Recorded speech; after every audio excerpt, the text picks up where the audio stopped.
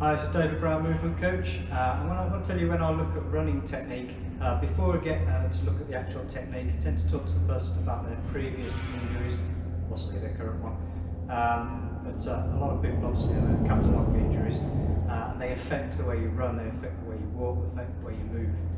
So those previous injuries will affect everything. So you might have had an old sprained ankle, perhaps when you were a kid you were playing football or netball or whatever.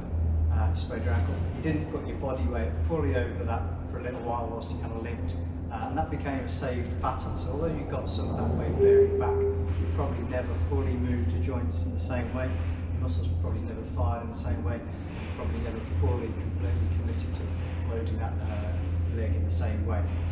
Perhaps the opposite knee, rugby or whatever, or your job or something, starts playing up, and again, you don't want to fully commit to your weight to it. You start to have a bit of a limp, changes the way your foot pattern goes down, and that affects your structure, the way the joints move, the way you walk, the way you run. Going up, that can be back pain. Again, you might limp, you might be crouched, you might go through a little period where you're not quite walking the same. Again, that can carry over into your walk, run, the way you move. Shoulder, perhaps you had an old shoulder injury, you don't think that's going to affect your running, but if your arm's going to be moving back and forth, and you've changed the way you move that arm to compensate, then that's going to affect it too. We need to compensate, but when we change the way we are after an injury, we need that to still function in life.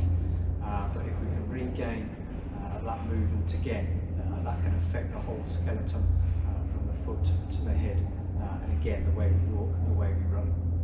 Thanks very much, and I'll see you on the next episode.